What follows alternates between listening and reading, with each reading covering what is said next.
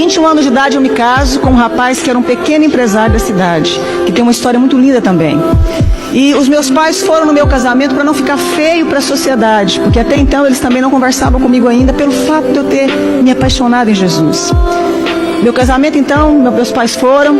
Um ano de casada eu fico grávida e tive um aborto de 3 meses. Passa um tempo, fico grávida de novo, outro aborto eu tive.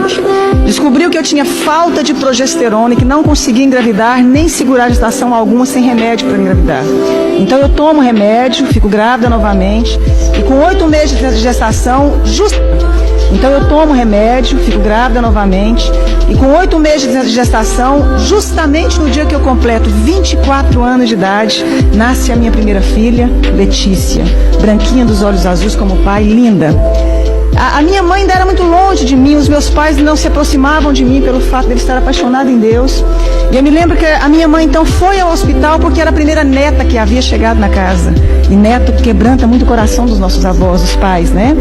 Mamãe foi no hospital e eu me lembro que eu pensei assim, que coisa boa, que bom que a minha mãe veio aqui agora me ver a netinha, né? E eu lembro que quando a minha mãe chegou, passados uns 10 minutos, pediram a minha menina, a enfermeira me pediu a neném para dar banho na neném e me devolver para me ter alta. A minha mãe então sai do quarto, chama a minha mãe, entrega a neném, passa um pouquinho, a minha mãe sai do quarto, chamaram também meu marido e eu fiquei sozinha. E eu ainda falei assim para Deus, que bom que nada teve que acontecer, porque a minha mãe agora voltou a falar comigo. E ela simplesmente se negava a falar comigo. E eu me lembro que naquele momento então, entra no meu quarto a chefe da pediatria do Hospital da Mulher em Goiânia.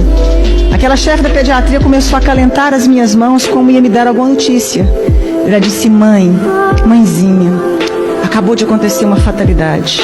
A sua filha acabou de cair do braço da enfermeira e veio a óbito. Minha primeira filha caiu do braço da enfermeira e veio a óbito. É muito fácil você levar um bebê para casa, mas você levar um caixão é muito difícil, minha querida. Mas eu queria fazer um parêntese aqui e dizer o seguinte, lembra que a minha mãe me falava que eu ia perder um filho como ela havia me perdido para Deus? E eu fazia uma oração que Deus fizesse o que fosse preciso para encontrar o coração da minha família e se revelar a eles. A minha mãe não falava comigo, isso me doía muito. Quando então eu recebo a notícia, minha mãe já havia recebido a notícia na porta do hospital.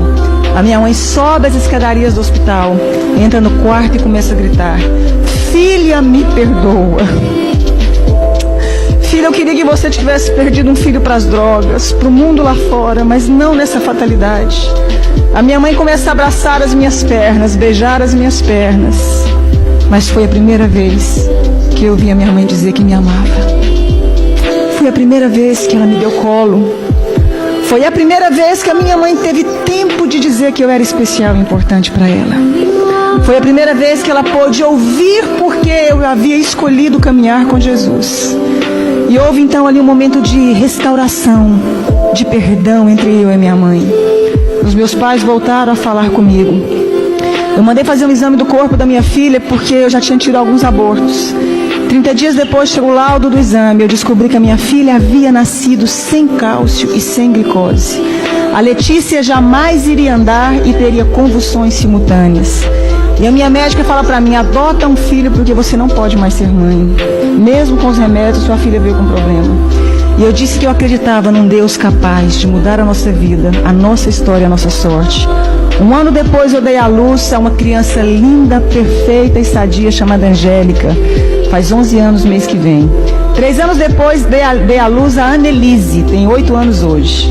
Mais 3 anos dei à luz ao Cirino Júnior. Todos perfeitos e sadios. Se eu acabasse aqui a minha história,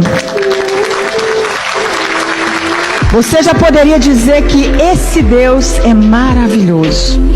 Eu fui impedida de fazer faculdade porque eu apaixonei em Jesus. Eu lembro que eu escutava uma frase muito comum, que eu ia casar com um pé rapado e com um Zé Ninguém. Com um homem sem futuro, porque não existiam pessoas prósperas no meio que eu convivia. Me casei com meu esposo, ele era um pequeno empresário de fato. Veio o plano real naquela época, os meus pais perderam tudo.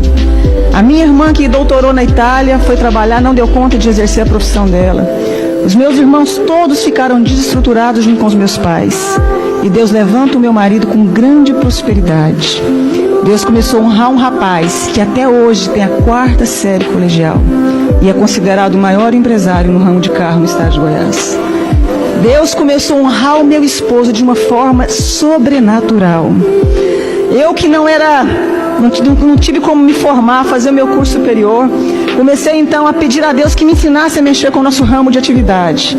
Eu comecei a trabalhar com carro com meu marido. Hoje nós temos um grupo de 4 empresas de carro, temos uma fábrica que eu desenho, sonho com os modelos das roupas, acordo e desenho, fabrico, tem uma grife com meu nome. E como se não bastasse, comecei a fazer programa de televisão falando de Deus, falando de como sai de crise, falando de como superamos os momentos difíceis da vida. E aí, autodidata ainda, Deus achou que não estava bom, me fez virar escritora. Tenho 35 livros escritos, 7 deles editados, né? E sou presidente também de uma ONG chamada Mulheres que Fazem a Diferença.